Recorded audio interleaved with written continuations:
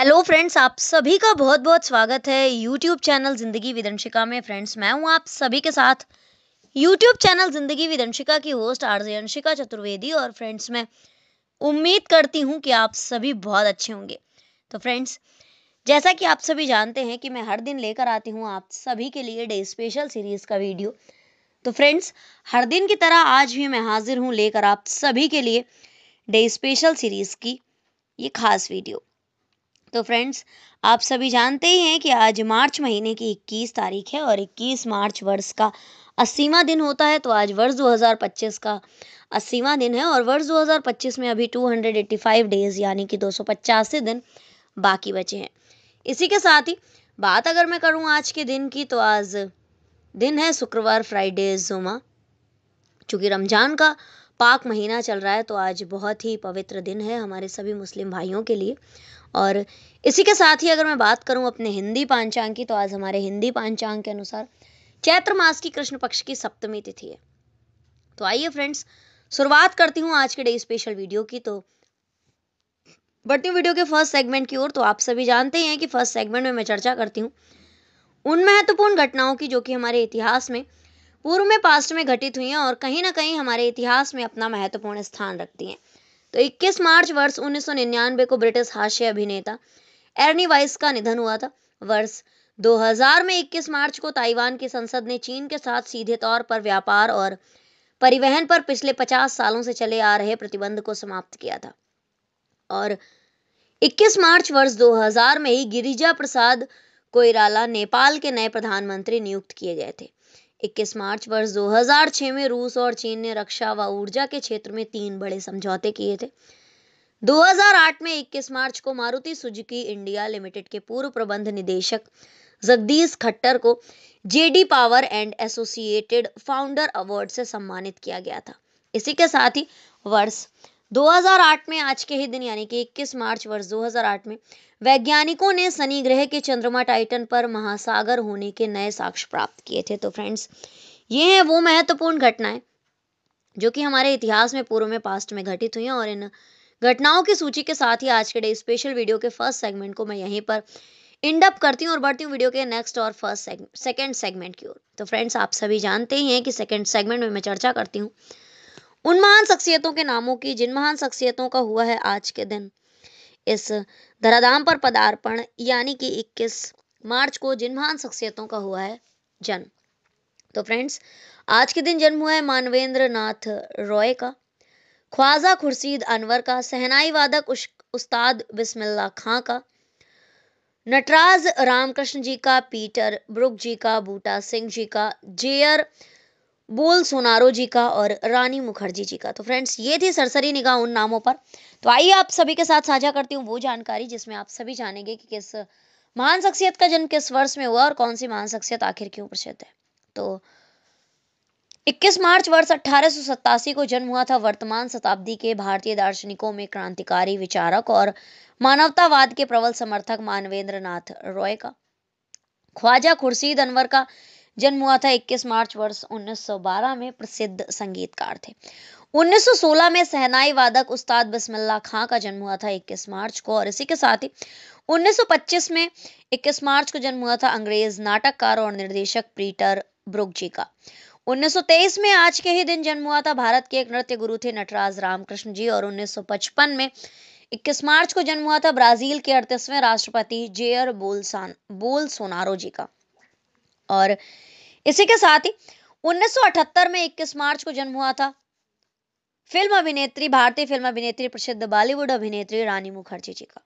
तो आइए फ्रेंड्स, इन नामों की सूची के साथ ही आज के डे स्पेशल वीडियो के सेकंड सेगमेंट को भी मैं यहीं पर इंड अप करती हूँ।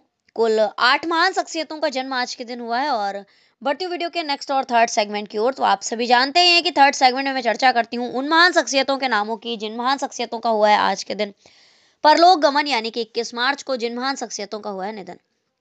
तो फ्रेंड्स, आज के दिन निधन हुआ है दौलत राव सिंधे जी का, केशव प्रसाद मिश्र जी का, शिवानी जी का और मेजर मोहित शर्मा जी का। कुल 4 महान शख्सियतों का निधन हुआ है आज के दिन। वर्ष 21 मार्च वर्ष 1887 को निधन हुआ है महादजी शिंदे के भाई तुकोजी राव होलकर के पौत्र थे दौलत राव शिंदे जी।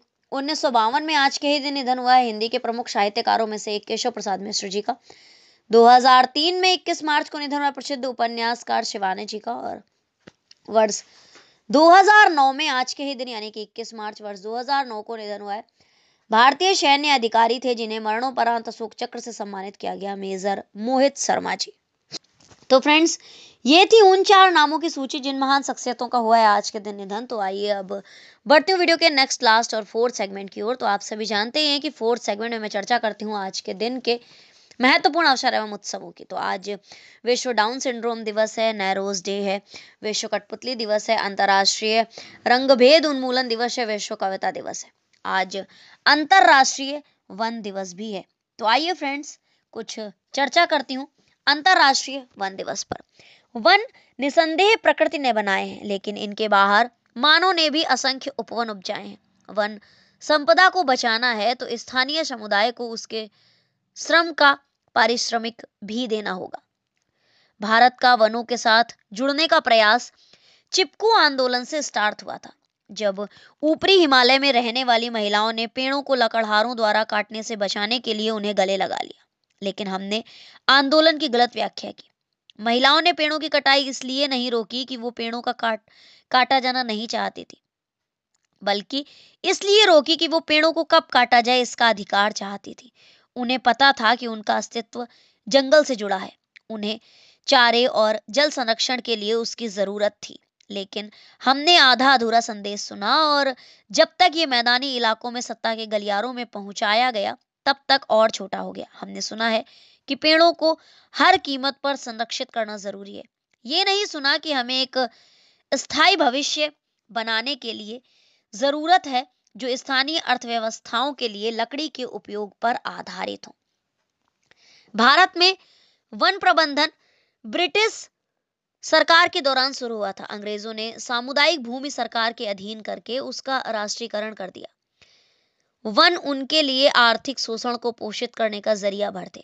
स्वतंत्रता के बाद पहले चरण तक भारत ने इस दोहनकारी व्यवस्था को जारी रखा। दूसरा चरण 20वीं शताब्दी के 8वें दशक में शुरू हुआ, तब जब वन संरक्षण अधिनियम बना और इसमें संशोधन हुए। इस काल में वनों की कटाई को रोकने के लिए जागरूकता पर जोर दिया गया। वन प्रबंधन के तीसरे चरण में वनीकरण मिशन की शुरुआत हुई। इसमें देश भर में वनों के बाहर अनुपयोगी बंजर भूमि वेस्टलैंड पर पेड़ लगाने पर जोर दिया गया। बहुत जल्द ये स्पष्ट हो गया कि वास्तविक बंजर भूमि वन विभाग के नियंत्रण में आती है। ये भी स्पष्ट हो गया कि वनों का अस्तित्व बचाने के लिए जरूरी है कि लोग अपने मवेशियों को बंजर भूमि पर लगाए गए पेड़ों से दूर रखें। इसी के मद्देनजर संयुक्त वन प्रबंधन की शुरुआत की गई और लोगों को घास जैसे वन उत्पादों पर अधिकार दिया गया। इसके बदले में लोगों को वन भूमि की रक्षा करनी थी ताकि वन बढ़ते रहें। संयुक्त वन प्रबंधन सफल नहीं हो पाया क्योंकि राज्य के वन विभाग की इस योजना में लोगों की भागीदारी सुनिश्चित नहीं हो पाई। वन विभाग भी तभी तत्पर दिखाई दिया जब वर्षों से संरक्षित पेड़ कटाई के लिए तैयार थे। समझौते के तहत इसका पैसा ग्राम समुदाय को हस्तांतरित किया जाना था, लेकिन देश भर में ये देखा गया कि वन उत्पादों के लिए मिला धन बहुत कम था। वो ग्रामीण समुदाय के साथ मजाक जैसा था। इससे लोगों का भरोसा उठ गया और पेड़ों को फिर से उगाने का आंदोलन नष्ट हो गया। वर्तमान में चौथा चरण जारी है, जिसमें वन संघर्ष के स्थायी युद्ध क्षेत्र बन गए हैं। अनुसूचित जनजाति एवं अन्य परंपरागत वनवासी वनाधिकारों को मान्यता अधिनियम 2006 से उन्हें भूमि पर सामुदायिक अधिकार दिया गया। जनजातीय कार्य मंत्रालय के आंकड़ों के अनुसार करीब 17.1 लाख हेक्टेयर वन भूमि पर इन्हें स्वीकृत किया गया, लेकिन इस भूमि व अन्य क्षेत्रों में वनीकरण की आवश्यकता पर बहुत ही कम ध्यान दिया गया। हमको अतीत से सबक लेते हुए 5वीं पीढ़ी के वन सुधारों की दिशा में आगे बढ़ना चाहिए। आज निजी भूमि पर उगे पेड़ों को काटना अपराध की श्रेणी में है, जबकि भारत अधिकांश लकड़ी उत्पादों का आयात करता है।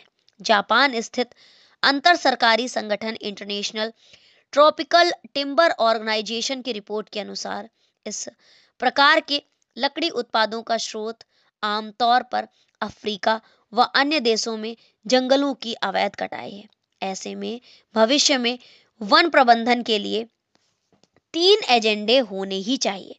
बचे हुए अति सघन वनों की रक्षा, उच्च गुणवत्ता और जैव विविधता से परिपूर्ण अति सघन वन का 1 हेक्टेयर हिस्सा खोना भी हम बर्दाश्त नहीं कर सकते।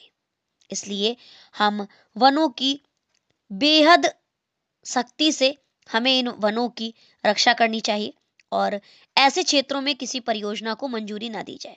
ये बेहद संपन्न वन देश की सबसे गरीब आबादी की रिहाइश भी है। इस वन भूमि पर सह अस्तित्व वाले समुदायों को वनों की सुरक्षा का पारिश्रमिक देना चाहिए। 12वें वित्त आयोग ने 2002 में वनों को संरक्षित करने वाले राज्यों को पुरस्कृत करने के लिए राज्य में वनों के क्षेत्र के अनुसार प्रोत्साहन आधारित अनुदान की स्थापना की थी। 14वें वित्त आयोग ने इस अनुदान के लिए शर्तें हटा दी, जिसका अर्थ है कि राज्य इसका उपयोग करने के लिए स्वतंत्र है। बंजर जमीनों पर पेड़ों को काटना और लगाना, वन विभाग के अधीन आने वाला विशाल क्षेत्र बंजर रहता है। ये क्षेत्र लोगों और उनके पशुओं का आवास भी है, इसलिए पेड़ लगाने के लिए समुदायों की भागीदारी जरूरी है। वन अधिकार अधिनियम में सामुदायिक वन प्रबंधन का प्राविधान है और अब समय आ गया है कि राज्य इस दिशा में काम करे। इसका मतलब है कि लघु एवं बड़े वन उत्पादों का व्यापार हो। पेड़ों को काटना समस्या नहीं है, समस्या उन्हें फिर से न लगाने और उगाने की है। इस समस्या को दूर किया जाना चाहिए ताकि घरों व फर्नीचर में सीमेंट, एल्युमिनियम और स्टील के स्थान पर लकड़ी का उपयोग किया जा सके। अगर हम ये काम समुदाय के लाभ के लिए करें तो ये जीवन यापन, स्थानीय आर्थिकी और जलवायु परिवर्तन के लिए भी बहुत अच्छा है। वन क्षेत्र से बाहर लाइसेंस राज खत्म करना, भारत वन स्थिति रिपोर्ट के अनुसार लोग अपनी भूमि पर पेड़ लगा रहे हैं, लेकिन इस बारे में बात नहीं होती कि यह वृक्षारोपण तमाम मुश्किलों के बाद हो रहा है। आज भारत में पेड़ काटना आपराधिक कृत्य है, भले ही वो निजी भूमि पर उगाया गया हो। भारतीय वन अधिनियम 1927 के तहत वनों के बाहर के पेड़ों से प्राप्त लकड़ी या अन्य उपज को भी वन उत्पाद के रूप में माना जाता है। इसके साथ ही राज्य सरकारों ने इसे अपने कई कानूनों से भी जोड़ दिया है, जो पेड़ों की विभिन्न प्रजातियों की कटाई और परिवहन को नियंत्रित करते हैं। जबकि सच्चाई ये है कि ग्रामीणों के लिए पेड़ बैंक खातों की तरह होते हैं। एक पीढ़ी जरूरत पड़ने पर पेड़ लगाती है तो दूसरी पीढ़ी काटती है। वर्ष 2002 में वनों को संरक्षित करने वाले राज्यों को पुरस्कृत करने के लिए 12वें वित्त आयोग ने प्रोत्साहन आधारित अनुदान की स्थापना की थी। वर्ष 2006 में अनुसूचित जनजाति एवं अन्य परंपरागत वासी वनाधिकारों को मान्यता अधिनियम से भूमि पर सामुदायिक अधिकार दिया गया था। फ्रेंड्स, अंतर्राष्ट्रीय वन दिवस 2025 की थीम वन और भोजन है और अंतर्राष्ट्रीय वन दिवस को मनाया जाना का उद्देश्य मात्र इतना है कि लोगों में वनों के महत्व के प्रति जागरूकता बढ़ाना और उनके संरक्षण को प्रोत्साहित करना है। संयुक्त राष्ट्र महासभा ने 28 नवंबर वर्ष 2012 को इस दिवस की स्थापना की थी और 2013 से इसे वैश्विक स्तर पर मनाया जा रहा है। 21 मार्च को पूरे विश्व में अंतर्राष्ट्रीय वन दिवस या विश्व वानिकी दिवस के रूप में इसे मनाया जाता है। इस दिन का उद्देश्य हमारे जीवन में वनों, वन क्षेत्रों और पेड़ों की अहमियत के प्रति जागरूकता फैलाना है। वनों का संरक्षण और उनका महत्व समझना बेहद जरूरी है, क्योंकि ये पृथ्वी पर जीवन चक्र को संतुलित करने में महत्वपूर्ण भूमिका निभाते हैं। 2025 में अंतर्राष्ट्रीय वन दिवस की थीम वन और भोजन है, यानी कि फॉरेस्ट और फूड है। ये थीम वनों की खाद्य सुरक्षा, पोषण और आजीविका में महत्वपूर्ण भूमिका को रेखांकित करती है। वन न केवल भोजन, ईंधन, आय और रोजगार प्रदान करते हैं, बल्कि लगभग 1 अरब से भी ज्यादा लोगों की आजीविका का आधार भी है। वन और भोजन थीम के माध्यम से 2025 में इस भूमिका उजागर करना, 1 अरब नहीं, करीब 1 करोड़ से भी ज़्यादा लोगों की आजीविका का माध्यम है। 2025 में इस दिवस का उद्देश्य वनों की खाद्य प्रणालियों में भूमिका को उजागर करना है। वनों से प्राप्त खाद्य पदार्थ न केवल पोषण प्रदान करते हैं बल्कि सांस्कृतिक और पारंपरिक महत्व भी रखते हैं। इसके अलावा वनों से प्राप्त औषधीय पौधे स्वास्थ्य सेवा में महत्वपूर्ण योगदान देते हैं। वन पृथ्वी की सतह के 30% से अधिक हिस्सों को कवर करते हैं और 60,000 से अधिक वृक्ष प्रजातियों का घर है। वे लगभग 80% स्थलीय जैव विविधता का समर्थन करते हैं और जलवायु परिवर्तन के खिलाफ लड़ाई में महत्वपूर्ण भूमिका निभाते हैं। वनों की कटाई से प्रतिवर्ष 10 मिलियन हेक्टेयर भूमि का नुकसान होता है, जो पर्यावरण और मानव जीवन दोनों के लिए हानिकारक है। इस अवसर पर लोग वनों से जुड़े मुद्दों, खासकर वनों की अंधाधुंध कटाई और उसके दुष्प्रभावों पर चर्चा करें और साथ ही पर्यावरण संतुलन बनाए रखने के लिए वनों के संरक्षण और पुनर्नवीकरण के उपायों पर भी विचार विमर्श करें।